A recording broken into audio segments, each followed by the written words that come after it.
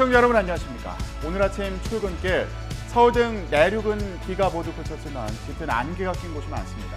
또 밤사이에 기온이 떨어지면서 도로 곳곳이 미끄러울 수 있는 만큼 교통 안전에 각별히 주의하셔야겠습니다. 출근길이 아무리 급해도 안전보다 중요한 건 없죠. 그런데 올겨울 눈 구경이 참 쉬운 것 같습니다. 여기에 지난달에는 이례적으로 큰 비가 내리기도 했는데 이상한 날씨의 원인은 무엇인지 전문가와 함께 짚어보는 시간 준비했고요. 남은 겨울 날씨도 전망해 보겠습니다. 네, 겨울 날씨처럼 한반도 정세도 차갑게 얼어붙고 있습니다. 남북이 강대강 대치를 이어가는 가운데 북한 김정은 국무위원장이 대한민국을 주적으로 단정하면서 전쟁을 피할 생각이 없다 이렇게 밝혔습니다. 신원식 국방부 장관은 우리 군의 즉강끝 기세를 강조하고 있습니다. 적이 도발해 오면 즉각, 강력히, 끝까지 응징하라는 방침인데요. 북한의 잇따르는 도발 어디까지 이어질지 잠시 뒤에 자세하게 전해드리겠습니다. 그럼 뉴스 배달 시작해볼까요? 네, 뉴스라이더 지금 출발합니다.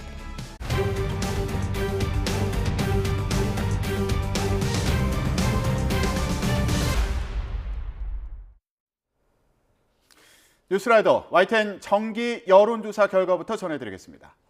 이준석 전 국민의힘 대표와 이낙연 전 더불어민주당 대표가 추진하는 신당이 오는 4월 총선에 얼마나 영향을 미칠지 알아봤습니다. 아직 창당도 하지 않았지만 이준석 신당은 11%, 이낙연 신당은 7%의 지지율을 기록했습니다. 먼저 조성호 기자가 보도합니다. YTN 정기 여론조사에 응한 유권자 대부분은 오는 4월 국회의원 선거일에 투표장에 가겠다고 했습니다.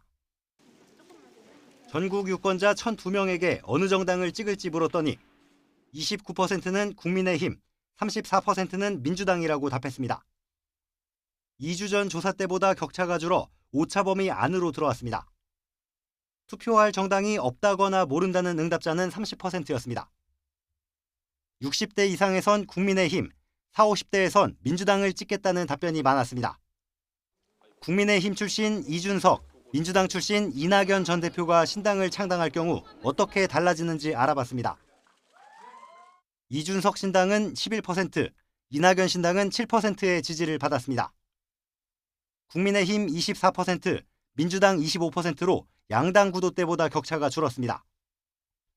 국민의힘에 투표하겠다는 유권자 가운데 7%가 이준석 신당, 2%는 이낙연 신당을 택하겠다고 했지만 민주당 표심은 8%가 이준석 신당, 9%가 이낙연 신당으로 각각 옮겨가는 거로 나타났습니다. 신당이 총선 후보를 내면 국민의힘보다 민주당이 표를 더 많이 잃을 수 있다는 결과가 나온 겁니다. 연령별로는 30대에서 이준석 신당에 표를 주겠다는 비율이 20%로 가장 높은 게 눈에 띕니다. 신당을 비롯한 제3의 정치 세력이 총선 판세에 영향을 줄지에 대해선 영향이 있을 것이란 답변보다 없을 거란 의견이 다소 많았습니다. 국민의힘이 다수 의석을 차지할 거다 20%, 민주당이 더 많이 이길 거다 33%, 비슷할 거란 답변은 31%였습니다. YTN 조성호입니다.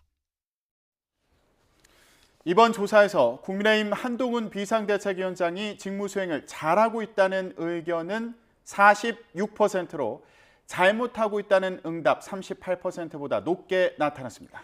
반면에 더불어민주당 이재명 대표의 직무에 대해서는 부정평가가 50%로 긍정평가 40%보다 더 높게 나왔습니다. 이어서 박광열 기자입니다. 지난해 12월 26일 취임 이후 전국을 다니며 광폭 행보에 나선 국민의힘 한동훈 비대위원장에 대해 어떻게 보는지 물었습니다. 한 위원장이 직무 수행을 매우 잘하고 있다 19%, 잘하는 편이다 27%로 46%가 긍정적으로 봤습니다. 잘못하고 있다는 응답자 38%보다 많았습니다. 보수층에서 77%로 긍정평가가 가장 높았고 중도층에선 긍정, 부정평가가 비슷하게 나왔습니다. 지난 2일 흉기 테러로 일주일 동안 병원에 입원해 활동을 멈췄던 민주당 이재명 대표에 대해서는 매우 잘한다 8%, 잘하는 편이다 32%로 긍정평가는 40%였습니다. 하지만 잘못하는 편이라거나 매우 잘못한다는 의견이 50%로 더 많았습니다. 진보층은 이 대표 직무수행을 대체로 좋게 평가했지만 중도층에서 부정평가가 긍정평가보다 높았습니다.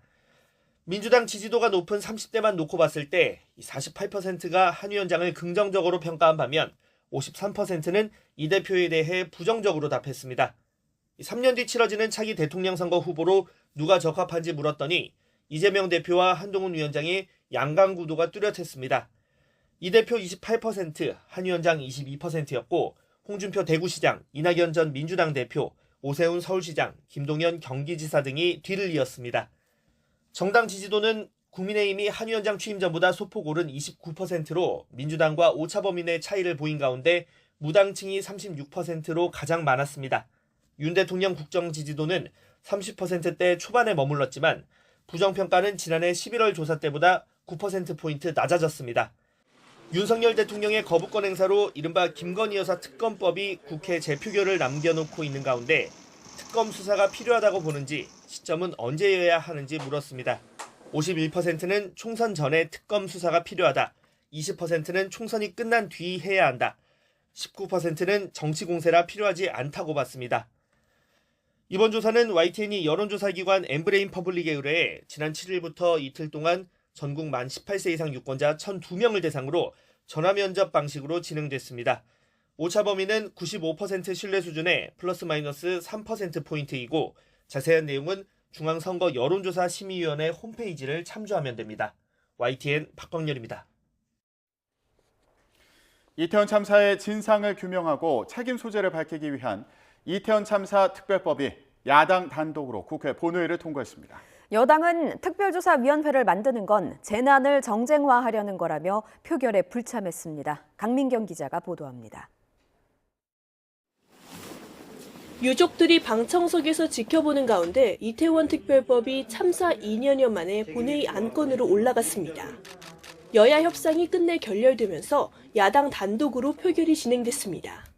재석 177인 중 찬성 177인으로서 12구 이태원 참사 피해자 권리 보장과 진상규명 및 재발 방지를 위한 특별법안에 대한 수정안은 가결되었음을 선포합니다. 국회 문턱을 넘은 법안은 이태원 참사의 진상을 규명하기 위해 특별조사위원회를 구성하는 내용이 담겼습니다. 위원 11명은 최대 1년 6개월 동안 조사는 물론 검찰과 공수처에 압수수색 영장 청구를 의뢰할 수 있는 권한을 갖게 됩니다. 다만 김진표 국회의장의 중재안을 반영해 특조위 가동 시기는 총선 뒤로 미루었고 특검 관련 조항은 삭제됐습니다.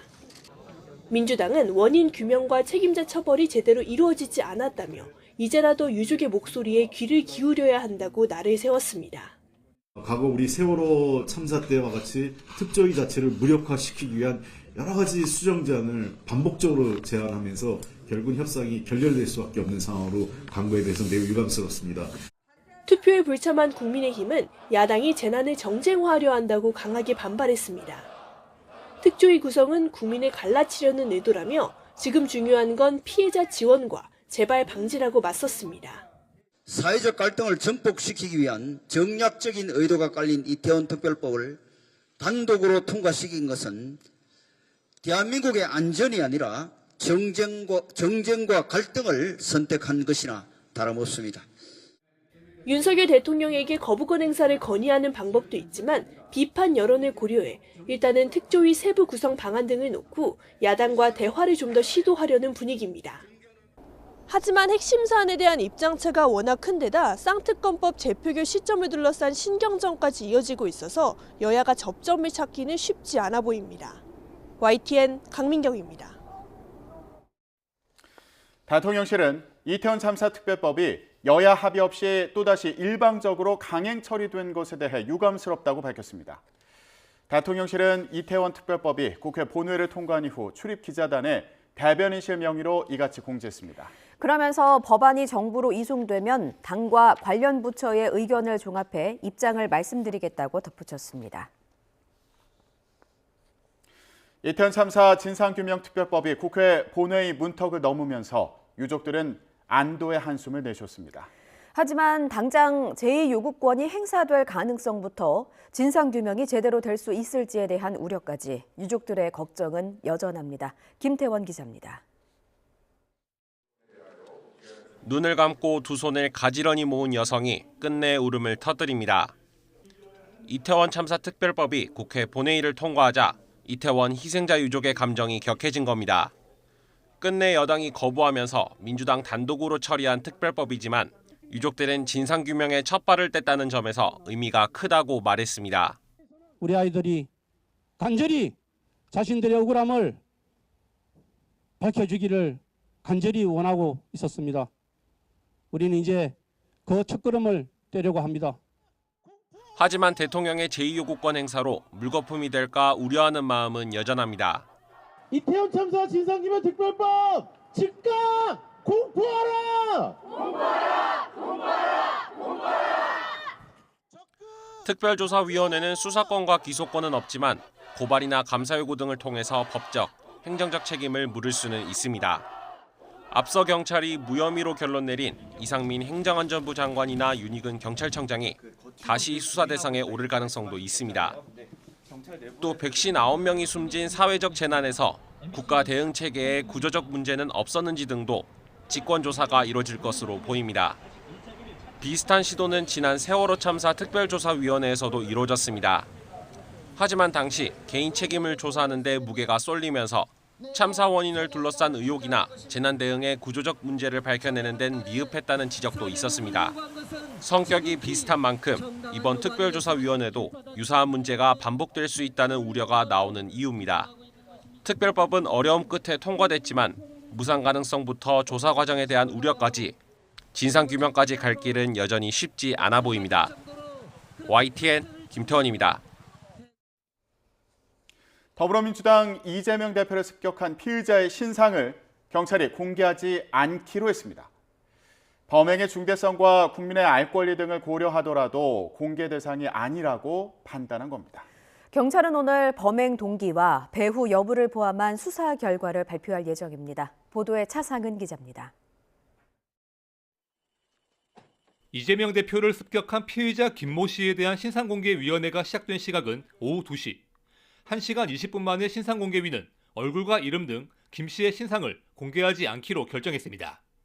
범죄의 잔인성과 중대한 피해, 확보한 증거와 국민의 알 권리 등을 고려했지만 이번 사건은 공개 사안에 해당하지 않는다고 판단했습니다. 경찰이 정당법을 이유로 김 씨 당적도 공개하지 않기로 해 신상에 대한 궁금증은 남게 됐습니다. 공익 목적에 부합하지 않을 수도 있다라고 판정한 것이 아닌가 생각이 되는데 가장 중립적이어야 될 국가 수사기관이 마치 정당과 같은 정무적 판단을 한 것이 아닌가 생각이 들고요. 경찰은 습격 사건 수사가 대부분 마무리됨에 따라 범행 동기와 배후 여부 등이 담긴 수사 결과를 곧 발표하고 사건을 검찰에 보낼 예정입니다. 김 씨는 지난 2일 부산 가덕도에서 신공항 부지를 둘러보고 이동하던 이재명 대표를 살해하려는 혐의로 현장에서 체포돼 구속됐습니다. 개조한 흉기를 준비해 이 대표의 일정을 미리 알고 따라다닌 사실이 확인됐고 범행 동기가 담긴 거로 알려진 문서를 통해 왜곡된 정치적 신념에 따른 범행이라는 해석이 나옵니다. 경찰은 김 씨의 범행 계획을 알고도 방조한 혐의로 체포한 70대 A씨는 적극적으로 가담하지 않은 거로 보고 사안이 경미하다고 판단해 석방했습니다. YTN 최상입니다. 경기 고양시와 양주시에서 다방주인 2명을 잇따라 살해한 혐의로 구속된 50대 이모 씨에 대한 신상 공개 여부가 오늘 결정됩니다. 경기 북부경찰청은 오늘 오전 10시부터 이 씨에 대한 신상정보 공개심의위원회를 개최합니다. 신상 공개가 결정되면 이 씨의 이름과 나이, 얼굴 등이 공개됩니다. 이 씨는 지난해 12월 30일 경기 고양시에서 또 지난 5일에는 경기도 양주에서 각각 60대 여성 다방 업주를 살해하고 금품을 훔쳐 달아난 혐의를 받습니다. 어젯밤 경기 화성시에 있는 위험물 보관 창고에서 불이 나서 소방당국이 밤샘 진화 작업을 벌였습니다. 고층 건물 지하 식당에서도 불이 나 2명이 다치고 70여 명이 급히 대피했습니다. 황보혜경 기자가 보도합니다. 강한 폭발음과 함께 검은 연기가 솟구쳐 오릅니다. 버섯구름 같은 화염이 밤하늘을 뒤덮었습니다. 경기 화성시 양감면 요당리에 있는 화학물질 보관창고에서 불이 난 건 어젯밤 10시쯤. 제4류 위험물로 분류된 인화성 액체를 보관하고 있었습니다. 공장이 옆에 동까지 다 탈 것 같은데 엄청나게 화재가 커요. 주기적으로 뭐가 터지는 소리가 뻥뻥 나거든요. 차 있는 데까지 충격이 오더라고요. 이 화물차인데. 직원들이 스스로 대피해 다친 사람은 없었지만 불길이 좀처럼 잡히지 않으면서 소방당국은 대응 2단계를 발령해 진화에 나섰습니다. 지하 식당가로 연결되는 입구에서 희뿌연 연기가 뿜어져 나옵니다. 비슷한 시각 서울 여의도동에 있는 지상 14층짜리 증권사 건물 지하 1층 식당에서 불이 났습니다. 불을 끄려던 식당 주인이 손에 화상을 입는 등 모두 2명이 다치고 70여 명이 스스로 대피했습니다. 그 철저으로 약간 그게 지금 불티가 들어갔나 봐요. 식당에는 사람이 없었고요. 사무실에 있던 분들이 이제 일하시다가 내려오신 거예요. 소방당국은 식당 주방에서 불이 시작한 것으로 보고 정확한 화재 원인을 조사하고 있습니다. 쉴 새 없이 연기를 뿜어대는 덤프트럭 주변을 소방대원들이 에워쌌습니다. 어젯밤 9시 반쯤 서울 강일동에 있는 버스 공영차고지에 주차된 25톤짜리 덤프트럭에서 불이 났습니다. 이 불로 다친 사람은 없었지만 트럭 엔진룸 등이 불에 탔습니다. 다행히 바로 옆에 있던 가스 충전소로 불이 옮겨 붙지 않아 더 큰 참사로 번지지 않았습니다. YTN 황보혜경입니다. 북한 김정은 국무위원장이 대한민국을 북한의 주적으로 단정하며 전쟁을 피할 생각이 전혀 없다고 말했습니다. 김 위원장은 그제부터 이틀 동안 중요 군수공장을 현지 지도한 자리에서 이같이 밝혔다고 조선중앙통신이 보도했습니다. 김 위원장은 특히 대한민국이 자신들의 주권과 안전을 위협하려 한다면 주저없이 모든 수단과 역량을 총동원해 대한민국을 완전히 초토화해버릴 것이라고 위협했습니다. 이어 군사력 증강에 열을 올리고 있는 적대국과의 관계에서 자신들이 가장 중요시해야 할 것은 첫째도 둘째도 자위적 국방력과 핵전쟁 억제력 강화라고 말했다고 통신은 전했습니다. 북한은 우리를 상대로 한 도발도 잇따라 감행하고 있죠. 이에 따라 우리 군 당국이 더 이상 적대 행위 금지 구역이 존재하지 않고 사격과 훈련을 재개한다고 밝히면서 9.19 남북 군사합의는 사실상 백지화됐는데요. 북한이 대남 위협을 이어가면서 접경지대에서 우발적 충돌 우려가 커지고 있는데 지상과 해상, 공중 도발 가능성이 제기됩니다. 조수연 기자입니다. 북한은 지난 2010년부터 2022년까지 우리를 상대로 239차례의 국지 도발을 감행했습니다. 이 가운데 동서해 북방한계선을 침범한 사례 등 해상 도발이 209번으로 가장 많았습니다. 북한은 남북 간 실질적 해상 경계선 역할을 해온 NLL은 유엔군 사령관이 일방적으로 선포한 것이라며 인정하지 않은 채 이를 빌미로 각종 도발을 이어와 해상 도발 가능성이 상존해 왔습니다. 특히 최근 김정은 국무위원장이 해군력 강화를 지시한 점도 우려되는 대목입니다. 해군의 수중 및 수상 전력을 제거하며 국방력 발전 5대 중점 목표 수행에서 미진된 과업을 빠른 기간 안에 집행하는 것을 중심 과업으로 제시하였으며 김 위원장은 또 군사분계선 지역에서 그 어떠한 사소한 우발적 요인에 의해서도 물리적 격돌이 발생하고 확전될 수 있다고 위협했는데 다양한 방식의 지상 도발 가능성이 있습니다. 과거 북한은 민간단체의 대북전단 살포를 핑계로 고사총을 발사하거나 비무장지대 내에서 목함지뢰를 터뜨린 적이 있었습니다. 공중에서는 무인기 도발 가능성이 제기됩니다. 북한의 공군력은 우리 군에 비해 절대적 열세라 그동안 공중 도발은 상대적으로 적었지만 최근 무인기 개발에 집중해온 만큼 이를 활용한 도발에 나설 수 있다는 겁니다. 드론을 통해서 어떤 도발을 한다고 그러면 정말 압도적으로 몇 배를 더 북한에 공세적으로 우리가 드론 작전을 전개를 해서 군사분계선 이남 5km 이내에서 금지됐던 연대급 야외 기동훈련 등 전방지역 훈련 재개 방침을 밝힌 군 당국은 북한군의 최전방 감시 초소 GP 복원에 대응해 비무장지대에서의 경계 근무도 강화했습니다. 비무장지대 내에 엄폐를 위한 모래주머니를 쌓아 임시초소를 구축했는데 이미 GP 복원 방침을 세운 만큼 후속 절차에 나설 것으로 보입니다. YTN 조수연입니다. 북한은 최근 서해 접경 지역에도 잇따라 포격 도발을 감행했죠. 이에 따라 연평도 주민들은 연초부터 긴장감 속에 하루하루를 보내고 있습니다. 지난 5일에는 대피소로 몸을 피하기도 했는데요. 당시에 안내방송을 제대로 듣지 못한 주민들이 적지 않았다고 합니다. 왜 그런지 박정현 기자가 알아봤습니다. 주민과 관광객께서는 놀라지 마시고 사격 훈련을 진행하는 동안 인근 대피소로 안전하게 이동해 주시기 바라며 지난 5일 낮 서해 5도 지역에 울려 퍼졌던 대피 안내 방송입니다. 마을 곳곳에 설치된 확성기를 통해 2시간 반 동안 모두 12번 방송됐습니다. 하지만 취재진이 직접 마을을 다녀본 결과 적지 않은 주민들이 안내 방송을 듣지 못했다고 말했습니다. 밖에서 흘러나오는 확성기 소리가 집 안까지는 잘 들리지 않는다는 겁니다. 이제 밖에 나가서 이제 일부러 듣는 거죠. 이 안에서는 방송 소리가 안 들려서 못 들었어요.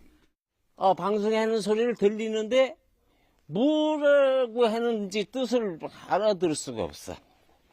나는 성력이 나쁘니까 그렇다고 손치더라도 주민들도 좀 방송을 알아들을 수 있는 방송을 좀. 대피 안내는 방송 외에 재난 문자로도 통보됩니다. 하지만 연평도 주민 5명 가운데 1명이 65세 이상 고령층인 만큼 문자보다는 안내 방송에 의존하는 경우가 많습니다. 비상 상황에 대피소로 이동하는 것도 문제입니다. 거동이 불편한 일부 어르신들은 대피소까지 가는 것도 쉽지 않은 탓에 마을 이장들이 일일이 모시러 다녀야 하는 실정입니다. 거기까지는 좀 멀어. 내 걸음으로는 멀어.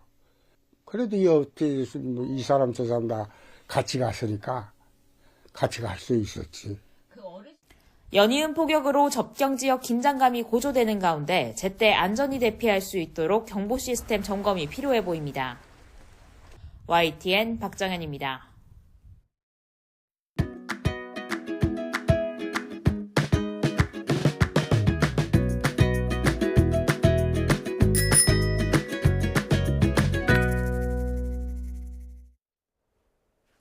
총선을 앞두고 한동훈 국민의힘 비대위원장과 그리고 이재명 민주당 대표의 행보에 관심이 모아지고 있는데요. 한동훈 비대위원장은 연일 광폭 행보를 이어가고 있죠. 어제는 불심 잡기에 나섰습니다. 충북 단양에 있는 천태종 구인사를 방문했는데요. 구인사는 지난해 새만금 잼버리 당시에 외국인 대원들을 위한 공간을 내주는 등 도움을 준 곳인데 한 위원장은 감사 인사를 전했습니다. 들어보시죠. 저는 낯선 사람들 사이에서 발휘되는 선의의 동료 의식이 우리 사회를 더욱 성숙하게 한다고 생각하는데요. 지난 여름 바로 이곳 천태종 구인사가 바로 그런 모습이었습니다. 구인사는 또 윤석열 대통령이 후보 시절에 2차례, 또 당선 뒤에는 지난해 10월 서울 강서구청장 보궐선거에서 여당이 참패한 이후에 다시 찾았던 곳이기도 한데요. 최근 김건희 여사 특검법이 정치권 쟁점이 되고 있는 만큼 행사를 마친 한 위원장에게 관련 질문이 쏟아졌습니다. 뭐라고 답변했을까요? 들어보시죠. 감사합니다. 네, 감사합니다. 여사님 리스크 관련해서. 감사합니다. 여기서 그러니까요. 이제 그만. 여당 내에서는 김 여사 리스크를 관리해야 한다는 목소리가 공개적으로 나오기 시작했습니다. 총선을 앞두고 도이치모터스 주가 조작 의혹과 고가 명품백 수수 의혹, 서울 양평 고속도로 종점 변경 의혹 등이 여론에 악영향을 줄 수 있다는 우려 때문이겠죠. 그제 비대위에서 처음으로 제2부속실과 특별감찰관은 물론 추가적인 조치가 필요하다는 의견이 나온 이후에 당내에서 비슷한 목소리가 잇따르는데요. 민주당을 탈당해서 국민의힘에 입당한 이상민 의원도 특단의 조치가 필요하다고 말했습니다. 제2부속실과 특별감찰관 이건 당연하고 예 플러스 알파가 있어야 된다. 예. 잠재울 수 있는 뭔가가 있어야 된다. 보다 뭔가 뚜렷한 뭔가가 있어야 된다. 조치가 있어야 된다. 또 하나는 이제 현재 김건희 여사께서 이제 상당히 지금 언론에 노출된 그 기간이 상당히 원래 노출 안 되는 기간이 좀 오래 지속되고 있지 않습니까? 조금 자제하는 그런 모습도 보여지는 것 같고 아마 국민들의 감정을 고려한 여러 가지 추가적 행보가 있지 않을까 예상을 합니다. 그것이 자꾸 의혹을 증폭시키게 되면 대통령의 국정 리더십에 상당한 타격이 되지 않겠습니까? 결국은 또 국민의힘에도 타격이 될 것이고요. 일정 부분 어떤 특단의 조치가 좀 필요하다는 점은 저도 공감을 합니다. 어제 비공개 중진 연석회의에서도 김 여사 리스크 해소 방안에 대한 의견들이 나온 것으로 전해졌는데요. 지도부는 대통령실의 조치를 지켜본다는 입장입니다. 국민 비대위원 한 분이 김건희 여사 리스크에 대해서 제어하고 그 의혹과 반감을 해소할 방안 찾아야 된다는 취지의 그런 우려를 제기를 했는데요. 그런 의견에 대해서는 어떻게 혹시 공감을 하고 계십니까? 지금 대통령 비서실에도 뭐 제2부속실 설치를 비롯해서 언급을 한 바가 있습니다. 대통령 비서실에서 제2부속실 설치를 비롯한 여러 가지 조치들을 당에서 지켜보고 있습니다. 더불어민주당 이재명 대표는 피습 8일 만인 오늘 퇴원합니다. 퇴원 후에 당분간 자택에서 치료를 이어갈 예정입니다. 서울대병원 헬기 이송 논란이 있는 만큼 오늘 퇴원하면서 어떤 메시지를 낼지 주목되는데요. 어제 이 사진이 관심을 끌었습니다. 바로 이재명 대표와 또 친명계 좌장으로 불리는 정성호 의원이 주고받은 문자 내용입니다. 네, 자세히 볼까요? 정 의원이 이 대표에게 부산병원에서 응급조치 잘 해주셔서 수술 잘 받았다고 부산 의료진들에게 감사 인사를 먼저 꼭 해야겠습니다라고 조언한 게 보이네요. 자, 그런데 5시간 뒤에 이재명 대표가 메시지를 보냈습니다. 현금택은 어느 정도로 할까요? 예, 이렇게 물었어요. 앞서 현근택 민주연구원 부원장이 한 지역 정치인의 여성 비서에게 성희롱성 발언을 했다는 언론 보도가 나오면서 논란이 됐는데요. 이 대표가 이와 관련해서 정 의원과 상의를 하는 것으로 보입니다. 그러자 정 의원은 당직 자격정지는 되어야 하지 않을까, 공천관리위원회 컷오프 대상이라고 답했습니다. 대표적인 친명계로 꼽히는 현 부원장은 비명계 윤영찬 의원 지역구인 경기 성남 중원구에서 출마를 준비하고 있는데요. 총선 공천에서 배제하는 중징계를 내려야 한다는 거죠. 자, 그랬더니 이 대표 너무 심한 거 아닐까요? 이런 반응을 보였습니다. 이번엔 정 의원이 그러면 엄중 경고, 큰 의미는 없습니다. 이렇게 적는 모습이 포착됐네요. 자, 사진이 공개되자 정성호 의원이 현 부원장을 징계 처분할 수 있는 직책에 있는 것도 아닌데 왜 이런 문제를 논의하느냐는 지적이 나왔습니다. 민주당은 개인적 의견을 주고받은 것뿐이라고 설명했습니다. 이재명 당대표는 현근택 민주연구원 부원장에 대한 윤리감찰을 지시했습니다. 현재로서는 언론 보도만 있지 않습니까? 그래서 사실관계가 밝혀져야 된다고 보고. 현근택 위원장 관련해서 정성호 의원이 문제가 안 되시고 정성호 의원이 현재 당직을 갖고 계신 건 아니고 물론 아는데. 그거야 뭐 가까운 사람들끼리 뭐 현안에 대해서 개인적인 의견을 주고받을 수 있다고 생각합니다. 오늘 이재명 대표가 퇴원하면서 당내 분열 움직임에 대한 입장도 밝힐지 궁금한데요. 신당 창당에 속도를 내고 있는 이낙연 전 대표는 민주당 의원의 44%가 전과자란 발언을 했다가 사과했습니다. 자, 계산을 해보면 44%가 아니라 41%가 맞다. 그 숫자에는 민주화 운동과 노동운동 과정에서 실정법을 위반한 경우도 꽤 많이 포함된다. 그런데 그 사실을 고려하지 않은 것은 큰 실책이었다. 이렇게 얘기했습니다. 하지만 이미 민주당과는 돌아올 수 없는 강을 건넌 거 아니냐, 이런 해석이 나오고 있습니다. 자, 그렇다면 제3지대 움직임은 어떤 상황일까요? 이낙연 전 대표와 이준석 전 국민의힘 대표, 또 새로운 선택 금태섭 공동대표가 한국의 희망 양양자 대표 출판 기념회에서 만났습니다. 제3지대 신당을 창당했거나 준비하고 있는 인사들이 한자리에 모인 겁니다. 이 자리에서 이준석 전 대표는 한동훈 국민의힘 비대위원장을 향해서 이렇게 각을 세웠고요. 또 이낙연 전 대표와 연대할 가능성에 대해서는 신중한 입장을 밝혔습니다. 바른미래당의 사례를 반복하지는 않겠다 이렇게 얘기했는데요. 직접 들어보시죠. 국민들의 여의도 정치에 대한 불신이 크기 때문에 우리가 여의도 사투리를 벗어나야 된다는 이야기를 합니다. 제가 단호하게 이야기하겠습니다. 대한민국 국민들은 여의도 사투리를 대체할 또 다른 방언으로서 그들만의 언어인 서초동 사투리를 용납할 생각이 전혀 없습니다. 이낙연 신당이랑 이준석 신당이 어떻게 보면 추구하는 가치가 좌우에서 다르잖아요. 네. 근데도 계속 이렇게 연대 가능성이 나오는 거에 대해서 좀 몸집 굴리기 아니냐 뭐 그런 얘기도 나오는데 저도 그래서 그런 논의가 좀 성급하다는 측면은 인식하고 있고요. 최대한의 시너지를 내기 위한 결합이 무엇이냐에 대해서는 저는 결코 바른미래당의 사례는 반복하지 않겠다. 이낙연 전 대표는 제3지대가 협력해야 한다는 원론적인 입장을 밝혔습니다. 들어보시죠. 양양자 대표님이랑 이준석 대표님, 김태섭 대표님 다 만나셨는데 네. 이분들이랑도 어쨌든 협력을 해나가실 생각이시잖아요. 예, 그 협력의 방법이 무엇이냐 하는 것은 앞으로 차차 드러나겠지만 협력을 해야 한다는 원칙은 있다고 생각합니다.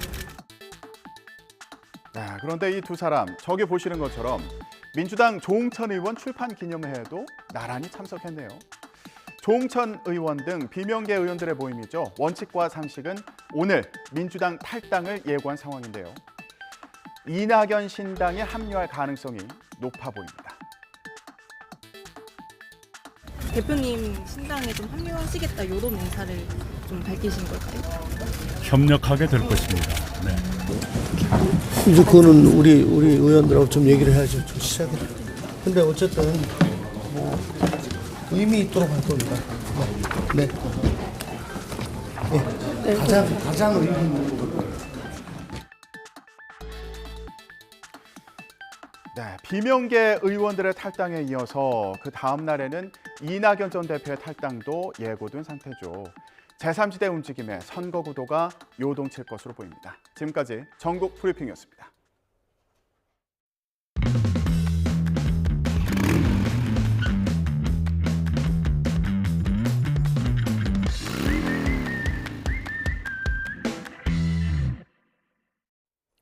YTN 뉴스라이더와 함께하고 계십니다. 충남 태안의 주택가 차 안에서 비극적인 소식이 전해졌습니다. 차 안에서 부부와 9살 초등학생 딸이 숨진 채 발견된 겁니다. 부부가 각각 쓴 것으로 보이는 유서도 있었습니다. 어린 딸은 수년간 소아 당뇨를 앓고 있었다고 합니다. 어린이들이 많이 걸려서 소아 당뇨로도 불리는 일형 당뇨는 완치가 어렵다고 합니다. 환자들은 평생을 매일을 하루에도 여러 번 인슐린을 맞아야 한다고 합니다. 고작 9살인데 연필보다는 주사바늘이 더 일상이었을 테고요. 당뇨 탓에 아이들이 좋아하는 사탕은커녕 식단 하나하나에도 부모는 온 신경이 곤두섰을 겁니다. 지난하고 고통스러운 딸의 투병 생활에 생활고의 그늘도 깊어졌을 테지요. 그 고통의 깊이를 고민으로 지새웠을 숱한 밤들을 저는 감히 헤아리지도 못하겠습니다. 그런데 그래도요, 이 선택은 아니었습니다. 9살 딸은 세상에서 가장 사랑했고 가장 의지했을 부모에게 살해를 당한 것입니다. 이 같은 사례가 한두 번도 아니어서 더 절망스럽고 마음이 미어집니다. 안타깝고 비극적인 일 막을 수는 없는 걸까요? 전문가들의 조언을 들어봤습니다. 양동훈 기자입니다. 시골 주택 앞에 검정 SUV 한 대가 덩그러니 놓여 있습니다. 그 안에서 부부와 초등학생 딸이 숨진 채 발견됐습니다. 가위가 주웠사걸래 쳐다보니까는 차가 오던거려. 그래서 그냥 올라가 봤죠. 자식같이 그렇게 보다가 그랬다 소리 들으니까 그냥. 경찰은 지병을 앓고 있던 딸의 건강이 급격하게 나빠지면서 부부가 많이 힘들어했다는 진술을 확보했다고 설명했습니다. 안타깝게도 부모나 어느 한쪽이 자녀를 살해한 뒤 극단적 선택을 하는 경우가 최근 증가하고 있습니다. 아동권리보장원 통계에 따르면 이렇게 해서 숨진 자녀의 수가 지난 2019년 9명에서 3년 만에 14명으로 늘었습니다. 부모의 주변 사람들, 그다음에 그 사회복지적인 측면들 이런 것들에 대한 사례 분석이 다 이루어지고 이 위험 요인이 뭔지 이런 것들을 분석할 수 있는 연구가 이루어져야 된다고 생각합니다. 하지만 가해자가 함께 숨진 사건은 공소권 없음 처리가 되기 때문에 재판이 열리는 일반적인 사망 사건들과는 달리 정보가 잘 공유되지 않는다고 지적했습니다. 그러면서 수사기관과 민간 전문가들이 함께 구성한 위원회를 통해 인식 개선과 재발 방지를 위한 대안을 마련해 나가야 한다고 강조했습니다. 일행들과 밤거리에 서 있던 청년이 중앙선을 넘어온 차에 치였습니다. 사이드 미러까지 접힐 정도의 충격이었습니다. 그런데 차량은 도주했습니다. 맨정신이라며 사람 친 걸 모를 리 없을 텐데 음주운전이 의심됐고 청년은 당연히 경찰에 신고를 했죠. 그런데 한 달 뒤에 이 청년은 피해자가 아니라 피의자 조사를 받아야 하는 처지가 됐습니다. 보험 사기가 의심이 된다는 겁니다. 경찰의 주장은 이랬습니다. 피할 수 있었는데도 피하지 않았다. 중앙선을 넘은 차량을 피하는 게 그렇게 쉬운 거면 뺑소니 신고 접수했을 때 운전자 신병 확보 왜 안 하셨을까요? 주소도 알고 전화번호도 다 아셨다면서. 그런데 제가 이렇게 묻지는 않겠습니다. 다만 보험 사기로 의심할 만한 정황이 있는지 시청자 여러분께서 직접 보셔야 할 것 같아요. 나연호 기자입니다.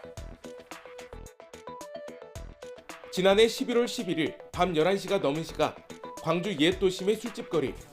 22살 박모 씨는 일행들과 있다가 사고를 당했습니다. 다른 주점을 가기 위해서 이야기를 하고 있는데 차량 한 대가 오더니 중앙선을 넘어서 저를 치고 뺑소니 한 뒤 도주했어요. 박 씨와 부딪힌 충격으로 도주한 승용차의 왼쪽 사이드 미러는 접힌 상태. 곧바로 박 씨는 112에 전화를 걸어 음주운전이 의심된다며 뺑소니 신고를 했습니다. 그런데 그로부터 한 달 뒤 박 씨는 경찰로부터 난데없이 피의자 조사를 받으라는 연락을 받았습니다. 보험 사기가 의심된다는 것이었습니다. 모르는 상황에서 바뀌고 갔는데 치이고 갔는데 근데 이게 저한테 보험 사기라고 하니까 좀 억울한 상황인 것 같습니다. 경찰은 박 씨가 중앙선을 넘어오는 차량을 피할 수 있었는데도 피하지 않았다고 보고 있습니다. 또 경찰에서는 오른팔이 다쳤다고 했는데 CCTV에는 차량이 왼팔을 충격한 것으로 찍혔다는 겁니다. 오른손에 우리 진단서를 띄어보고 그런데 우리가 봤을 때는 왼손이거든요. CCTV 화면상 딱 나와버리는 거예요. 이게 우리가 봤을 때 충분히 좀 피할 수도 있었고. 박 씨를 치료한 한방병원에서는 사고 당시 왼쪽 충격으로 인한 반사적인 근육 긴장으로 오른쪽 어깨 통증과 허리 등도 치료했다는 소견서를 낸 상태. 박 씨는 합의금 등 돈 얘기는 꺼낸 적도 없습니다. 그런데 YTN 취재 결과 사고 차량 운전자는 무면허로 드러났습니다. 사고 차량 운전자의 어머니는 신고자에게 사고 처리를 하지 않고 원만하게 해결되기를 바란다는 문자를 보내기도 했습니다. 하지만 경찰이 차량 운전자의 신병을 확보하지 않아 사고 당시 술을 마셨는지는 확인할 수 없게 됐습니다. 이에 대해 경찰은 차량 번호를 통해 집 주소는 확인했으나 사안이 경미하고 운전자가 전화를 받지 않았다고 말했습니다. 개식용 금지법이 국회를 통과했습니다. 세상이 바뀌고 곱지 않은 시선에 질타의 목소리도 높아졌죠. 사 먹는 사람도 파는 사람도 설 자리는 점점 사라졌고 그렇게 우리나라에는 개시장 하나만 남았습니다. 바로 대구 칠성시장입니다. 이제 이곳도 폐쇄 절차에 들어갑니다. 하지만 아직 10곳 정도 영업 중인 가게가 있대요. 이들에 대한 보상과 전원 문제 해결이 관건으로 꼽힙니다. 김근우 기자가 상인들을 만나고 왔습니다. 경기도 성남 모란시장, 부산 구포시장과 함께 국내 3대 개시장으로 불린 대구 칠성시장입니다. 다른 두 시장이 차례로 폐업하면서 국내의 마지막 남은 개시장이 됐습니다. 수십 년 생업을 이어온 업주들은 전업이나 보상 등 생계 대책이 필요하다고 호소합니다. 그럼 뭐 먹고 살란 말이오? 우리 제일 걱정이지 뭐. 뭐 전빵 하나 얻어갖고 장사하도록 해줘야 되지 그럼 우리 뭐 먹고 살라고. 별꼬라지 다 받네. 복날마다 찾아오는 반대 집회가 진절머리 나지만 평생 해온 일을 접자니 막막하기만 합니다. 근데 이것도 보상을 해주면 내일 당장이라도 할 맘 없어요. 근데 뭘 해가지고 먹고 살겠는 게 안 그럽니다. 이 불린 게 자는 거 저녁도 우리 불린 게 뭐라겠네. 저녁도 안 되지. 대부분 고령인 이들이 다른 생업을 찾지 못한다면 결국 음지에 숨어 다시 개고기를 팔 수밖에 없습니다. 그런 만큼 처벌 유예 기간 3년 동안 맞춤형 대책이 필요하다는 지적이 나옵니다. 중앙정부에서 이 보상과 관련한 기본 계획을 수립하도록 되어 있습니다. 기본 계획이 마련이 되면 우리 시는 그에 따라서 전업을 유도하거나 폐업에 관한 지원을 검토하도록 하겠습니다. 태영건설이 만기를 맞은 451억 원의 외상매출 채권 담보대출을 금융채권이라는 이유로 갚지 않으면서 일부 근로자들이 임금을 받지 못하고 있습니다. 태영건설은 이 문제를 채권단과 협의하겠다는 입장인데 중소건설업체들은 유동성 문제가 확산할까 우려하고 있습니다. 이승윤 기자가 보도합니다. 전국 5만 중소건설업체의 모임인 대한전문건설협회의 신년 인사회. PF 사태의 불안이 고조되지 않을까 걱정하는 모습이 곳곳에서 포착됩니다. 부동산 PF 대출 위기 등 우리 앞에 놓여 있는 많은 문제들을 반드시 해결할 수 있습니다. 역대 국무총리 가운데 처음으로 한덕수 총리가 참석해 PF 리스크 집중 관리를 약속했습니다. 시장 상황을 꼼꼼하게 점검하고 건설 산업 전반으로 리스크가 확산되지 않도록 철저히 대응할 것입니다. 하지만 태영건설이 시공 중인 일부 현장에서 임금이 지급되지 않고 있다는 증언이 나오고 있습니다. 태영건설 현장 내 하도급 업체에 고용되어 작업 중인 건설 노동자들이 임금이 한 달 넘게 체불되어 있다. 이는 태영건설이 지난달 29일 만기를 맞은 상거래 채권 1,485억 원 중 451억 원의 외담대, 즉 외상 매출 채권 담보대출을 갚지 않았기 때문. 외담대는 협력업체들이 임금 지급에 필요한 공사 대금을 은행에서 대출 형식으로 받아가면 태영건설이 만기일에 갚는 결제 방식입니다. 문제는 태영건설이 이를 갚지 못하면 대출이 막혀 자금 융통이 어려워진다는 점입니다.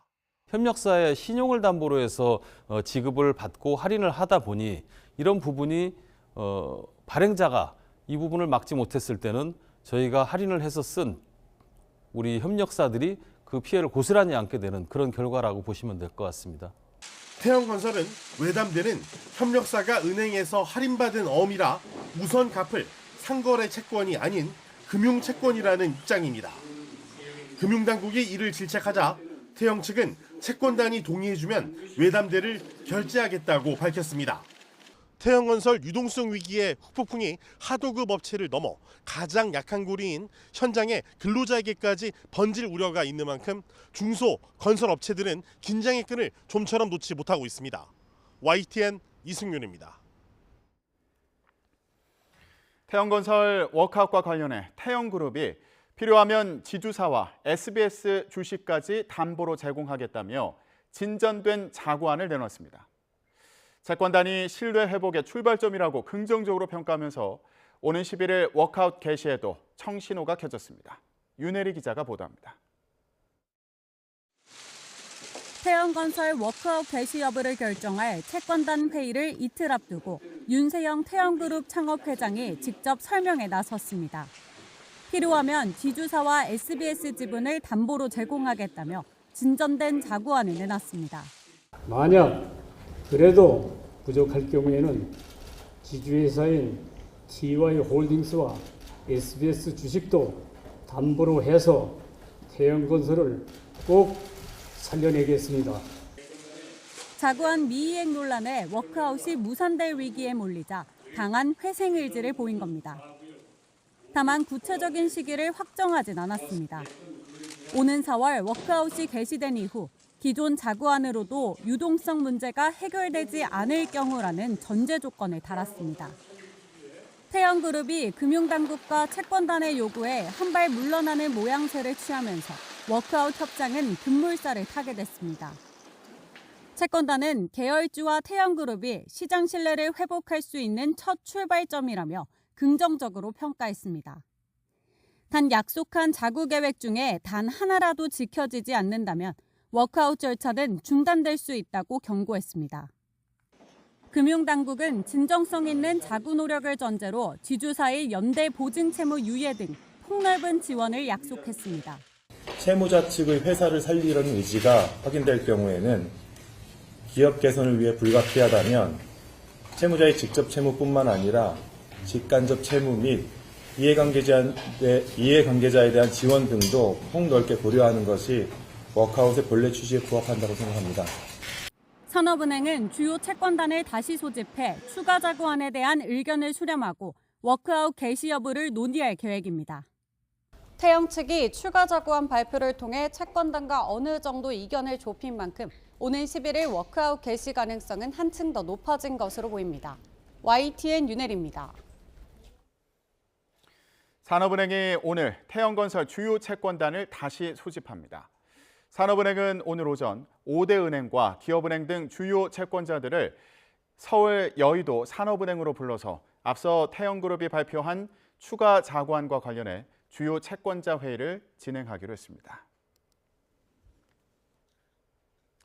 한국의과대학 의학전문대학원협회가 내년도 의대 입학 정원을 350명 정도 늘리는 게 적당하다고 밝혔습니다. 의대협회는 교육자원의 확충과 이에 대한 재정 투입이 불투명한 상황에서 내년도 입학 정원 증원 규모는 지난 2000년 감축했던 350명 수준이 적절하다고 주장했습니다. 그러면서 앞으로 의료 인력 수급 양상과 필수 의료 확충의 성과를 지켜보면서 추가적인 조정을 논의할 수 있다고 덧붙였습니다. 보건복지부는 최근 전국 40개 의과대학을 상대로 진행한 수요조사와 현장 점검반 활동을 마치고 증원 규모를 조율하고 있습니다. 미국 증권거래위원회 소셜미디어 계정에 비트코인의 현물 ETF 상장지수 펀드가 승인됐다는 거짓 게시물이 올라와서 혼란이 빚어졌습니다. 미 증권거래위는 X 계정에 비트코인 현물 ETF를 승인했다는 글이 한때 게시됐지만 이는 증권거래위가 작성한 게 아니라며 계정이 해킹당했다고 밝혔습니다. 앞서 로이터 통신 등은 증권거래위원회 계정을 인용해 비트코인 ETF가 승인됐다고 긴급 뉴스를 전했지만 결국 오보가 됐습니다. 보도 직후 게리 겐슬러 증권거래위원장은 소셜미디어 계정이 해킹당했다며 위원회는 비트코인의 현물 ETF를 승인하지 않았다고 밝혔습니다. 미 증권거래위원회의 비트코인 ETF 승인 여부 결정 시한은 현지 시간으로 10일입니다. 일본 이시카와현 강진으로 사상자가 급증하는 가운데 피난소에서도 첫 사망자가 발생했습니다. 코로나와 노로바이러스 같은 전염병까지 확산하는 등 피난민들의 여건은 더욱 어려워지고 있습니다. 도쿄에서 김세호 특파원의 보도입니다. 규모 7.6의 지진이 강타한 이시카와현에 폭설과 강추위까지 덮치며 주민들과 피난민들의 생활 환경은 더욱 가혹해지고 있습니다. 피난소에서는 사망자가 처음으로 확인되는 등 지진에 의한 직접 사망이 아닌 지진 이후 건강 악화, 스트레스로 인한 이른바 재해 관련사 우려가 커지고 있습니다. 특히 고령자 시설에서는 노로바이러스 등 소화기 감염증 환자 수십 명이 확인되는가 하면 피난소 곳곳에서 코로나와 독감 환자도 잇따라 나오는 등 감염병도 확산 추세에 있습니다. 이와 함께 상당수 학교가 피난소로 쓰이고 있는데 피난 생활이 장기화하면서 개학을 한 학생들의 수업이 언제 정상적으로 재개될 수 있을지도 알 수 없는 상황입니다. 友達に会えないのでちょっと悲しい気持ち。授業とかも受けられないし、遊べないからちょっと大変。 전체 사망자는 어느덧 200명을 넘겼는데 폭설과 여전히 이어지는 강한 여진은 구조와 지원을 더욱 어렵게 하고 있습니다. 이 밖에 이시카와현 스즈시를 덮친 쓰나미가 최대 4.5m에 이른 것으로 추정될 만큼 강력했는데 쓰나미 위협도 곳곳에서 도사리고 있습니다.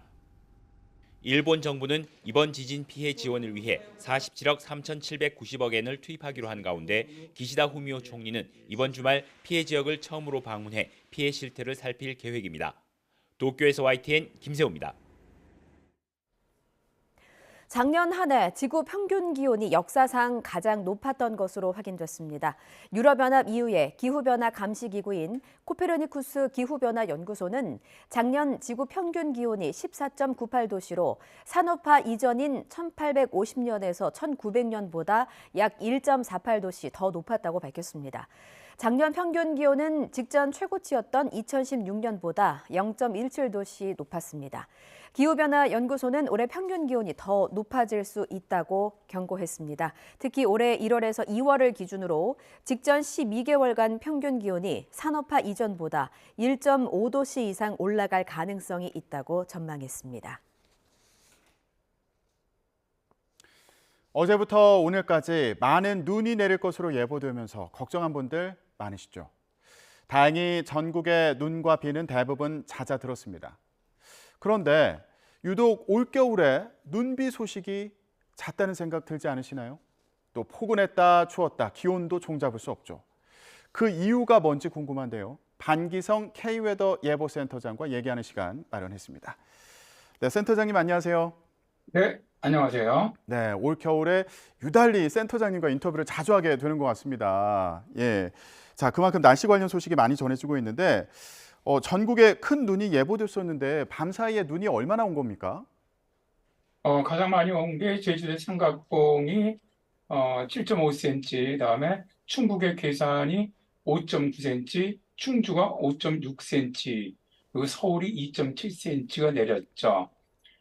실제로 예상한 것보다는 좀 적은 양이 내린 겁니다. 예. 지금 서울에는 눈이 안 오는데 센터장님 지금 대전에 계시잖아요. 그곳 네네. 날씨는 지금 어떻습니까? 대전은 어제 그 눈이 거의 내리질 않았어요. 대전 쪽이 기온이 높다 보니까 비로 거의 내렸고요. 눈은 아주 새벽에 살짝 날리는 정도만 내렸고 현재는 맑은 날씨고요. 다만 이제 안개가 좀 짙게 낀 그런 날씨입니다. 예. 예상보다 눈과 비가 많이 내리지 않았더라도 혹시라도 기온이 낮아지면서 도로가 언 건 아닌가 출근길에 걱정하시는 분들 많이 계실 텐데요. 지금 상황 어떻다고 봐야 될까요? 일단 큰 대도시 같은 경우는 저 메인 도로들은 다 제설 작업이 끝나서 괜찮을 것 같은데요.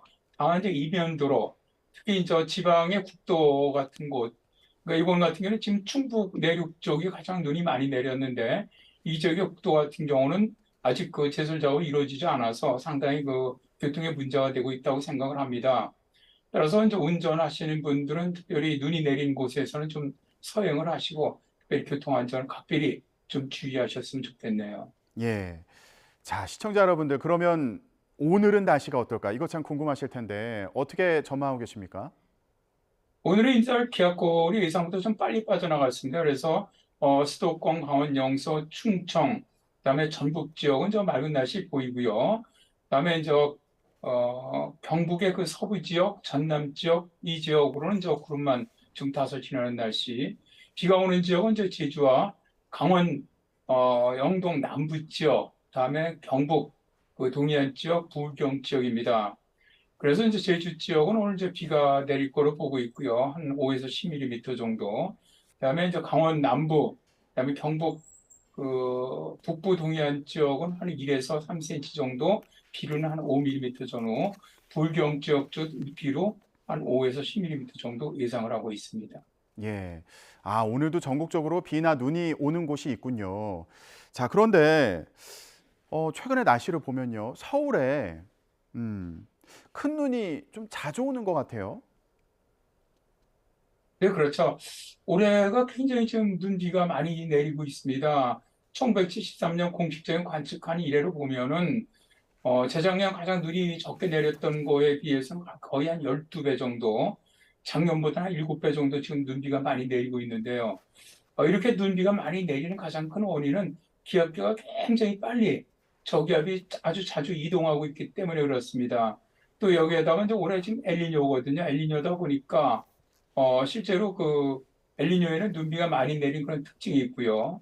또 최근 4년 동안을 보더라도 겨울철에 5cm 이상 눈이 내렸던 건 2021년 1월밖에 없습니다. 다른 해 전혀 없었는데 올겨울 같은 경우 12월 30일에 10.2cm가 내렸고요. 바로 지난번이죠. 1월 6일 날도 6cm, 아주 상당히 많은 눈이 내렸거든요. 예.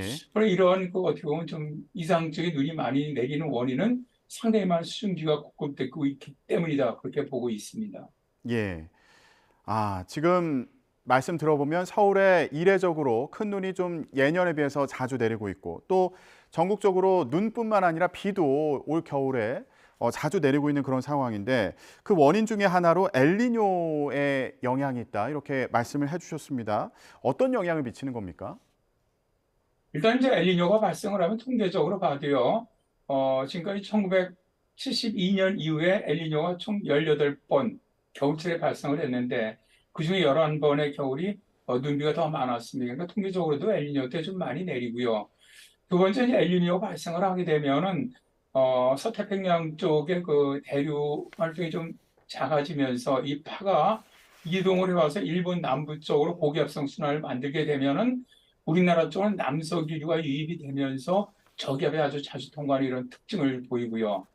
또 이제 인도양 쪽에 이제 동쪽 해상의 수온이 높아지게 되면 그쪽의 대류 활동이 활발해지면서 역시 마찬가지로 일본 남부 해상 쪽으로 고기압성 순환을 강화시키면은 우리나라 쪽은 남서류가 들어오면서 기온도 높아지고 기온이 높아지게 되면 비나 눈이 내릴 때 아무래도 눈비가 많이 내리게 되죠. 대기 중에 수증기량이 높아지니까 또 저기압이 자주 통과하는 이런 특성을 보입니다. 이런 영향으로 현재 통상적으로 올해 지금 눈비가 많이 내리는 것으로 지금 보고 있습니다.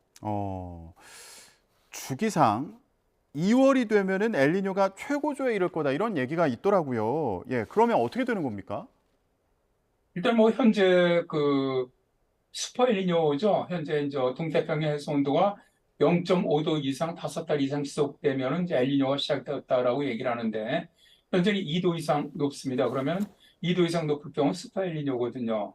그러니까 최근에 슈퍼 엘니뇨가 발생했던 게 2015년 발생했었는데 거의 한 8, 9년 만에 다시 이제 슈퍼 엘니뇨가 들어왔는데 지금으로 본다면 이제 한 뭐 몇 주에서 한 2달 내로 가장 최정점을 찍은 이후에 봄서부터는 이제 엘니뇨가 점차 이제 수온이 낮아질 것으로 보고 있습니다. 그래서 봄철로 접어들면은 일단 뭐 정점은 지나고 엘니뇨는 점차 이제 약해질 거로 보고 있는데 이렇게 되더라도 현재 뭐 여러 가지 예상을 본다면 왜냐하면 이 바다의 열 용량이 크기 때문에 지금까지 작년뿐만 아니고 재작년부터 이 바다의 해수 온도가 급속히 상승을 했었거든요. 이런 열들이 지체되는 그런 기간이 있기 때문에 올해 최소한 전반기까지 기온은 계속 높은 이런 상태가 유지될 걸 일단 보고 있고요. 다음에 대개 엘니뇨가 슈퍼 엘니뇨가 발생했던 그 다음에 전지구 기온이 가장 높았었습니다. 그러니까 2015년에 엘니뇨가 발생을 했고 2016년 기온이 전지구가 가장 높았는데 이미 이제 작년에 그 기온은 넘어섰고요. 올해가 아마 이제 전지구 기온이 가장 높은 해가 되지 않겠느냐. 결국 이렇게 기온이 높아지게 되면은 폭염이라든가 뭐 가뭄이라든가 대홍수라든가 습도 태풍이라든가 이런 것들이 더 많이 발생하게 되거든요. 그렇기 때문에 올해 2024년이 이런 기후재난이 굉장히 많이 발생하지 않겠나 일단 그런 예상을 해보고 있습니다. 그렇군요. 자, 그러면 올 겨울 날씨를 좀 더 얘기해 볼게요. 눈이나 비가 올 겨울에 좀 소식이 자주 전해지고 있는데 앞으로 남은 겨울 동안 눈이나 비가 또 많이 내릴까요? 어떻게 전망하십니까? 일단 이번 주 일요일에 한번 기압골이 통과하면서 눈비가 내릴 것으로 보고 있고요. 이때도 아마 이제 수도권 쪽 뭐 이런 쪽으로 이제 북설 경보가 나올 가능성도 있고요.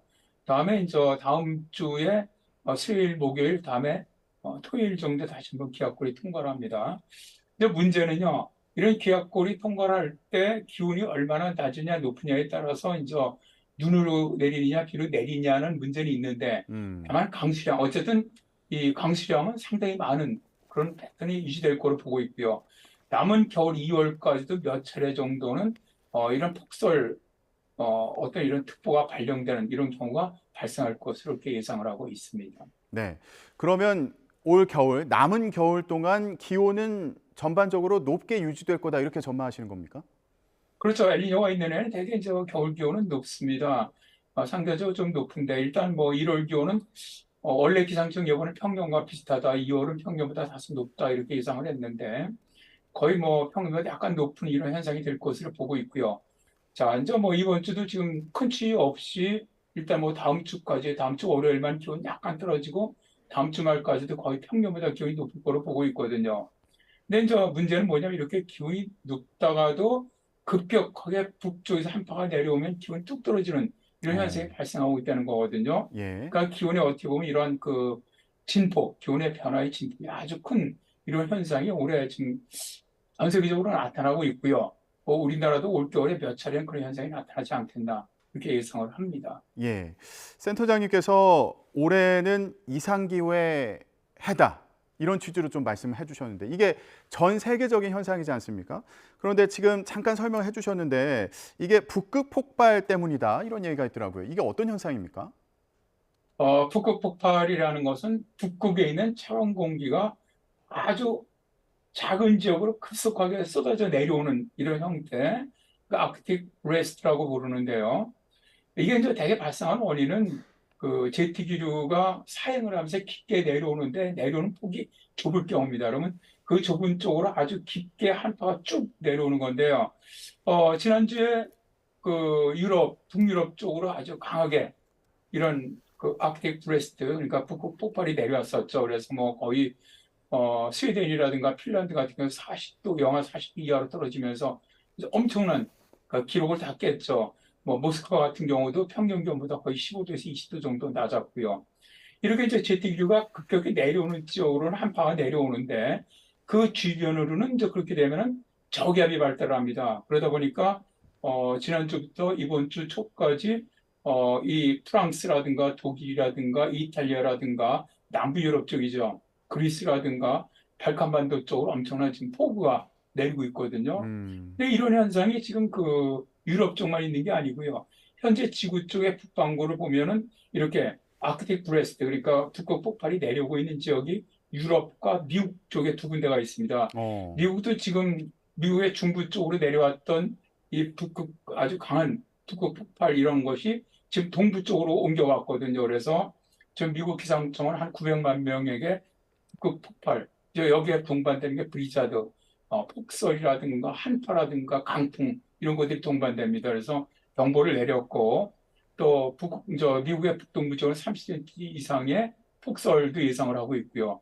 또 반대로 그렇게 되면서 미국의 서부, 즉 오리건주하고 워싱턴주 쪽이죠, 북부 쪽이죠, 캘리포니아 북쪽 이쪽 지역도 다시 북극 폭발, 그러니까 아크틱 브레스트가 내려오면서 이쪽 지역도 거의 폭설이 한 60cm 이상 정도 예상을 지금 현재 하고 있습니다. 예, 유럽이나 미국 상황에 대해서 설명해 주셨는데 극심한 한파나 뭐 폭풍, 강풍, 홍수 이런 현상이 지금 복합적으로 일어나고 있다고 설명해 주셨는데요.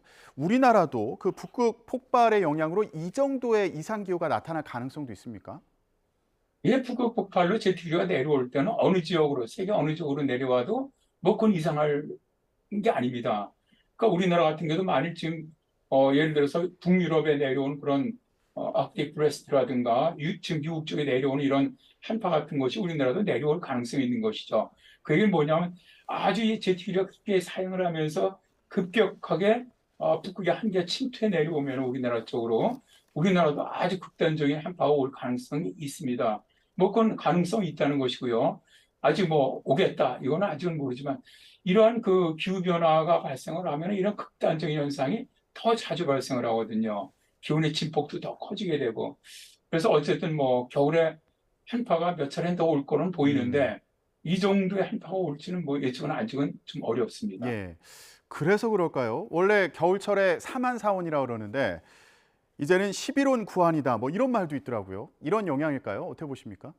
그렇죠. 기후변화의 특성이 가장 큰 게 이 기온의 진폭이 크다는 것이거든요. 그러니까 쭉 뭐 거의 막 12일 동안 따뜻한 날씨가 유지되다가 다시 한파가 내려오니까 한 열흘 정도 한파가 이렇게 발생을 하면 뭐 12온, 10한 이렇게 되는 것이고 몇 년 전 같이 뭐 20온, 뭐 5한 이런 날씨 그러니까 굉장히 지금 우리나라 겨울 날씨는 원래 세만사온이라 해서 시베리아 고기압이 내려오면 3일은 춥고 4일 그러니까 이동성 고기압이나 혹은 저기압이 통과하는 4일은 따뜻하다 이런 패턴이 있었는데 이런 패턴이 이제 완전히 사라졌죠. 그러니까 굉장히 불규칙한 그런 날씨. 그러니까 완전 뭐 말씀하신 거는 뭐 예를 들어 11원 구한이지만 이런 것들이 다음번에 나타날 때는 뭐 15한, 뭐 12온 이런 식으로 발생할 수도 있다는 것이죠. 이러한 그 어떻게 보면 불규칙성이 굉장히 자주 나타나는 것이 겨울 특성이고 올해도 우리나라도 역시 마찬가지로 이런 현상이 지금 발생을 하고 있습니다. 예, 종잡을 수 없는 날씨에 대비가 필요하겠군요. 여기까지 듣겠습니다. 지금까지 반기성 K웨더 예보센터장이었습니다. 말씀 고맙습니다. 네, 감사합니다.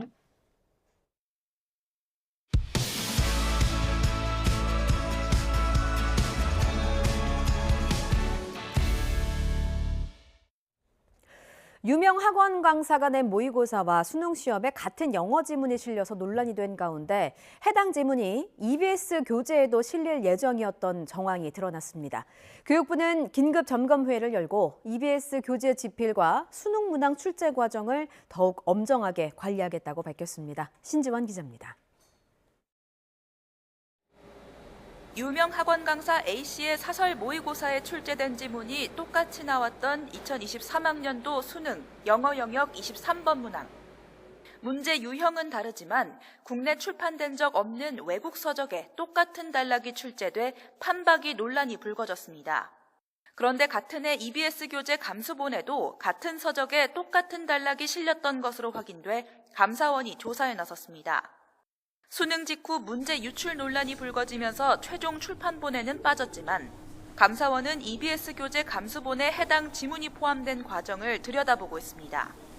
교육부는 지난해 사교육 카르텔 전수조사 과정에서 해당 강사가 현직 교사들에게 돈을 주고 문제를 산 정황을 발견해 뒤늦게 수사 의뢰했습니다. 늑장 대응이라는 지적까지 나오자 교육부와 평가원, EBS가 긴급 점검 회의를 열고 사과했습니다. 평가의 공정성에 대한 의혹이 제기되고 있습니다. 다른 어떤 시험보다 공정해야 할 수능에서 이러한 의혹이 발생했다는 점에서 국민 여러분께 송구하다는 말씀을 먼저 드립니다. 교육부는 수능 연계 교재인 EBS 집필과 감수 과정을 더욱 엄정하게 관리하겠다고 밝혔습니다. 또 수능과 관련된 모든 과정에서 사교육업체와의 유착 가능성을 더욱 철저히 차단할 수 있는 방법을 강구하겠다고 강조했습니다. YTN 신지원입니다.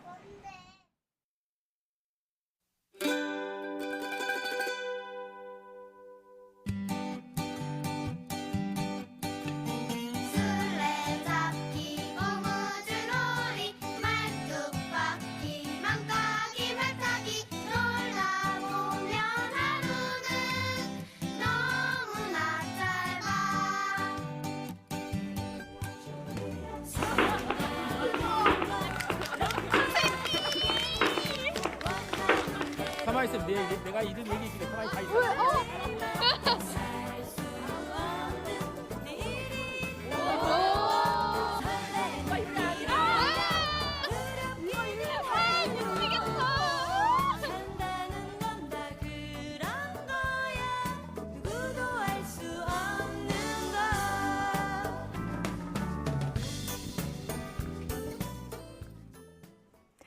네, 보기만 해도 뭉클해지는 낭만적인 순간의 주인공 만나보겠습니다. 이장규 선생님 연결합니다. 선생님 나와 계시죠? 네, 안녕하세요. 이장규입니다. 예, 조금 전에 제자들 영상 보시면서 입가에 미소가 떠나질 않으셨습니다. 네. 잠시 후에 졸업식이라고 들었는데 바쁜 네. 시간 쪼개주셔서 너무 감사드리고요. 바쁘시니까 네. 궁금한 것부터 짧게 한번 여쭤볼게요. 제자들과 20년 뒤에 만나자라고 약속을 하셨는데 진짜 기억하고 있다가 현장에 나가신 겁니까? 솔직히 말씀드리면 기억을 잘 못했어요. 다 했는데 예. 그런데 갑자기 한 3일 전쯤에 한 아이가 제 블로그를 찾아와서 그날 기억하시죠? 라고 글을 쓴 거예요. 그걸 보고 저 아이라도 만나야겠다 싶어서 나가기로 결심한 거죠. 제자 글 봤을 때 어떤 마음이 드셨어요? 요즘에 심쿵이라고 하나요? 예. 예, 그런 마음이어서 이 기적 같은 일이 생기는구나 이런 생각을 했습니다. 그렇군요. 그 20년 전 약속이 2004년이잖아요. 그 약속 그렇죠. 제자들과 했을 때 진짜로 만날 수 있겠다라고 생각을 하셨던 건지 아니면 잘 모르겠지만 그냥 말이라도 한번 해보자라고 하셨던 건지 그때 어떤 마음으로 제자들과 약속을 하셨던 걸까요? 지금 앵커님이 말씀하신 그대로였던 것 같아요. 기대 반, 걱정 반, 우려 반이었는데 예. 확신할 수 없었죠. 왜냐하면 30대 초반의 아이들이 그때 이렇게 바쁠 줄 몰랐거든요, 저는. 그냥 어렴풋이 만나면 좋겠다라만 생각했었는데 예. 그렇습니다. 그랬군요. 20년 전에 제자들과 함께 약속을 했던 초등학교는 영암초등학교인 거고 지금 네. 선생님은 다른 곳에서 근무 중이신 거죠? 예, 영암초등학교 못지않게 아름다운 구례 지리산 자락에 있는 영방초등학교에 있습니다. 아이고, 지리산 기운에 네. 기운을 잘 받아서 아이들과 행복한 그렇습니다. 시간 보내고 계시군요. 그러면 정초에 1월 1일에 제자들 만나러 먼 길 가신 거예요, 일부러? 그렇죠. 제가 이제 구례 옆에 있는 순천에 사는 날인데 그날이 휴일이잖아요. 그 집에서 출발했는데 1시간 30분 정도 걸리는 거리 간 거죠. 아, 그렇군요. 그 1시간 30분이 얼마나 설레면서도 또 길었을까 싶습니다. 저희가 잠시 그 운동장에서 선생님과 네. 제자들 만나는 화면을 보여드렸는데, 운동장에 딱 갔어요. 제자들이 선생님 기다리고 있었는데 그때 뭐 몇 명 정도가 모여 있었던 겁니까? 그 처음에는 15명 정도 모였던 것 같은데요. 네. 네. 네, 숫자를 금방 세면서 그래도 많이 왔구나. 안 도했어요. 네. 아니, 한두 명이 아니라 뭐 15명, 18명 이렇게 모이게 되면 지금 네. 제자들이 이제 그 30대잖아요. 33, 34? 네, 그렇죠. 예, 됐을 네. 텐데 그 초등학교 떠나서 사회 각지에서, 지역도 각지에서 생활하는 제자들이 많았을 것 같아요. 어떻게 이렇게 다 모이게 됐을까요, 제자들은? 그래서 제가 물어봤죠. 너희들 한가하니? 라고 물어봤는데 다들 바쁜데도 왔어요. 강원도에서, 청주에서, 서울에서, 수원에서, 전주에서. 너무 고마웠고 기적 같은 일이라고 생각했어요. 아, 그렇군요. 아빠도 이렇게 왔다고 하더라고요. 예.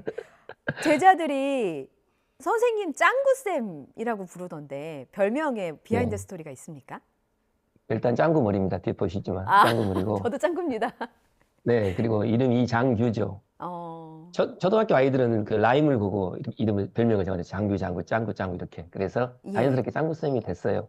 좋아요. 저 그 이름 불러주면 너무 좋습니다. 아, 그렇군요. 아니, 네. 제자들하고 대화 나누는 모습 보면서 사랑이 넘친다라는 말이 뭔지를 제가 절실히 깨달았어요.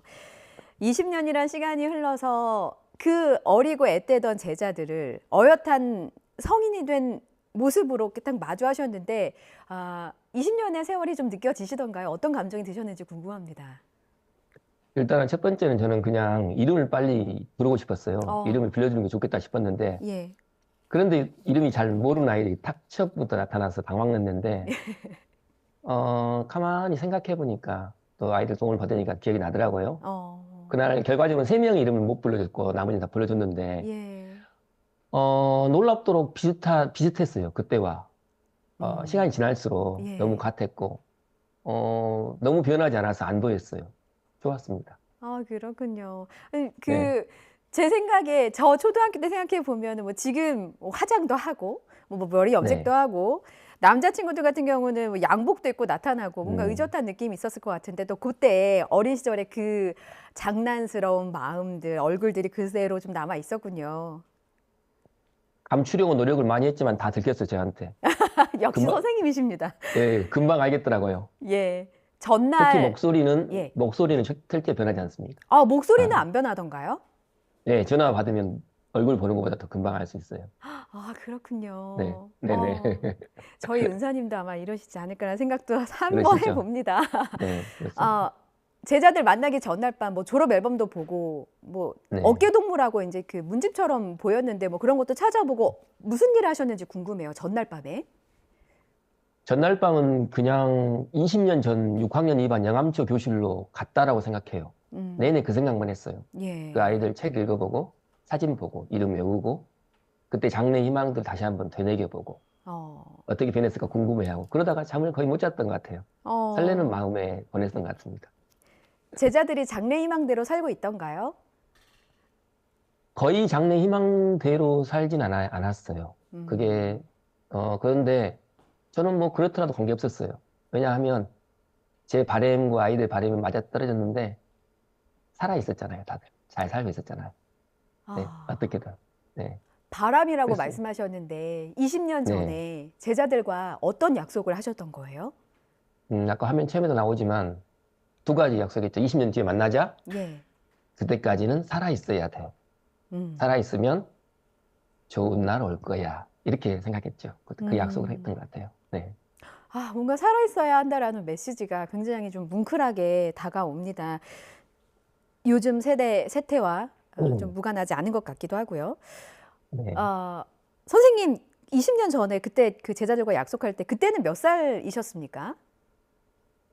지금과 비슷한 용모는 아니었겠지만 35살이었어요. 35살이고. 지금 아이들보다 약간 많이 나이가 많았죠. 철없었어요. 35살. 35살로 보입니다, 선생님. 복 받으실 거예요. 예.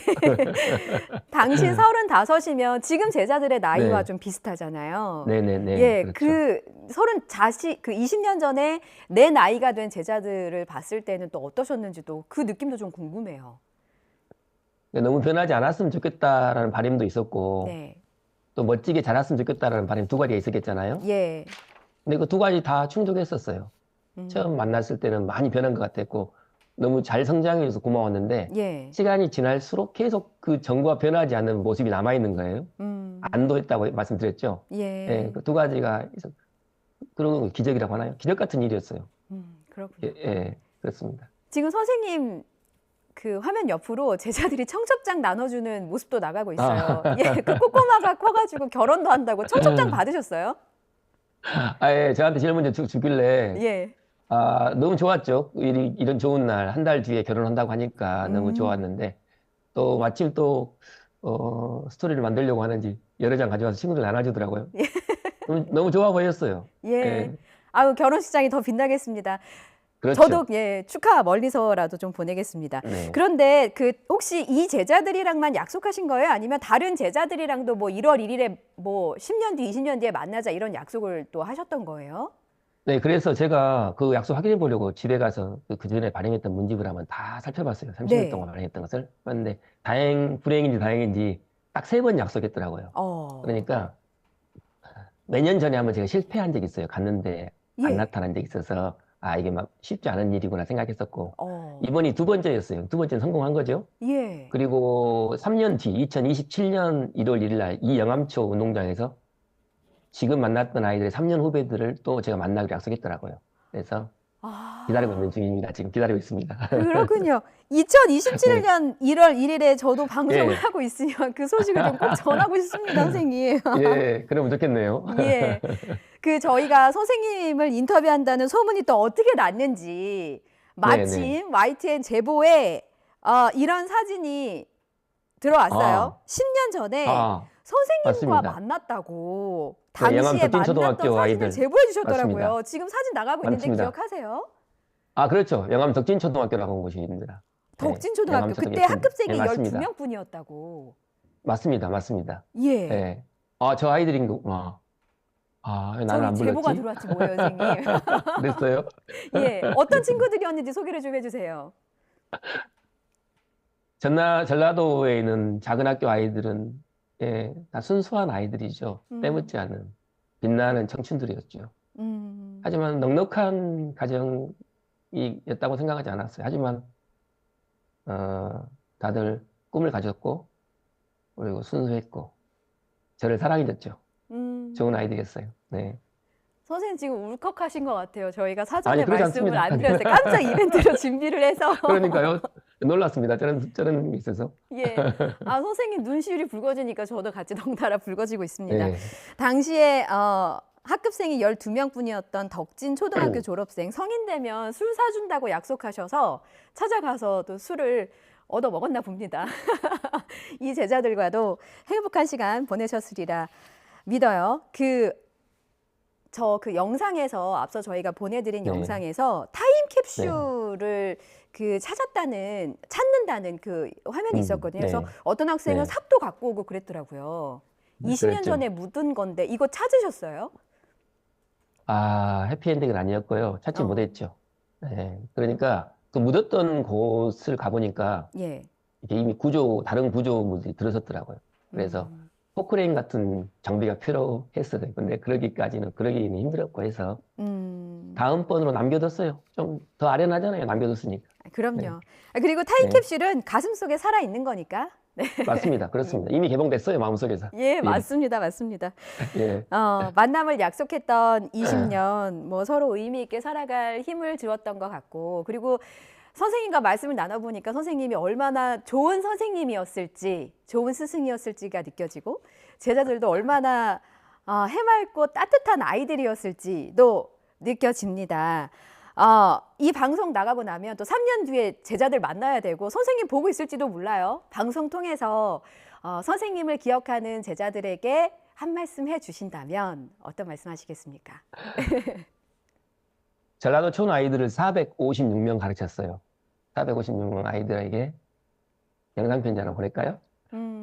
그러니까 그렇죠. 아이들, 얘들아, 지금은 나를 만나는 것도 중요한 일이지만 그보다 더 중요한 일이 있잖아.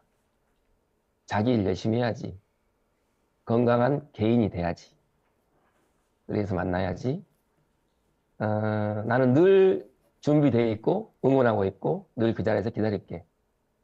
잘 살다가 좋은 날 만나자. 사랑한다.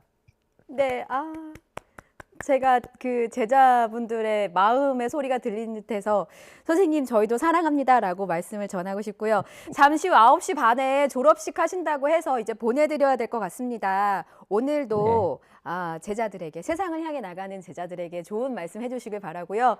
울지 마세요, 선생님. 예. 감사합니다. 그러겠습니다. 저희가 다음에 또 좋은 시간에 모시고 말씀 들어볼게요. 지금까지 짱구쌤 이장규 선생님이었습니다. 선생님 말씀 고맙습니다. 고맙습니다. 우린 또 한 번 기대합니다. 더 새로워진 리조트 도시에서 당신이 꿈꾸던 상상이 평범한 일상이 되길. 대한민국 리조트 도시 시즌2 왕길역 로얄파크시티 푸르지오. 우리는 또 한 번 기대합니다. 모두가 기다리고 기대했던 자연과 감성을 담은 특별한 도시 DK 아시아가 만들어갑니다. 대한민국 리조트 특별시 왕길역 로얄파크시티. 공공기관 우선 구매 대상 기업이로구나. 매출이 쭉쭉, 성과가 쭉쭉. 한총물을 고려하라. 고려 기프트 싸다. 고려 기프트 매출로 한총물을 고려하라. 임플란트 경험, 축적된 기술이 선택의 열쇠야. 명심해. 코엘메드 임플란트. 좋았어. 체크메이트. 임플란트는 역시 코엘메드로 진행시켜. 눈비가 그친 내륙은 하늘이 점차 개고 있습니다. 하지만 짙은 안개에 서리까지 내리면서 도로에 살얼음이 발생한 곳이 많은데요. 기온이 영상으로 오르기 전까지는 도로 미끄럼 사고에 각별히 주의하셔야겠습니다. 추위가 주춤하는 사이에 불청객 미세먼지도 말썽을 부리고 있습니다. 현재 중국발 스모그가 유입되면서 서울의 초미세먼지 농도는 평소보다 2~3배가량 짙게 나타나고 있는데요. 호흡기 약하신 분들은 장시간의 외출은 조금 자제해 주시고요. 나오실 때는 미세먼지용 마스크를 꼭 챙기셔야겠습니다. 자세한 미세먼지 상황부터 살펴보도록 하겠습니다. 현재 수도권과 충청, 전북의 초미세먼지 농도가 나쁨 수준을 나타내고 있습니다. 특히 대전과 세종은 대기질이 악화하며 초미세먼지 주의보가 발령 중인데요. 오늘 중서부 지방을 중심으로는 종일 공기가 탁할 것으로 예상되는 만큼 호흡기 건강 잘 챙기셔야겠습니다. 오늘은 서쪽 지방부터 하늘이 점차 맑아지겠습니다. 하지만 제주도는 오후까지, 영동 남부와 경북 동해안은 오후 한때 비나 눈이 조금 내리겠습니다. 오늘도 추위 걱정은 없겠습니다. 오늘 서울 낮 기온은 5도, 광주가 7도, 부산 10도 등으로 예년 기온을 크게 웃돌겠습니다. 당분간 한파 수준의 심한 추위는 없겠고요. 일요일에는 중서부 지방에 또 한 차례 비나 눈이 내릴 전망입니다. 오늘 영남 해안과 제주도에는 초속 20m가 넘는 매우 강한 바람이 불겠습니다. 시설물 관리와 안전사고에 각별히 주의하셔야겠습니다. 지금까지 YTN 신미림입니다. 오늘 뉴스라이더는 여기서 마치겠습니다. 저희는 내일 뵙겠습니다. 고맙습니다.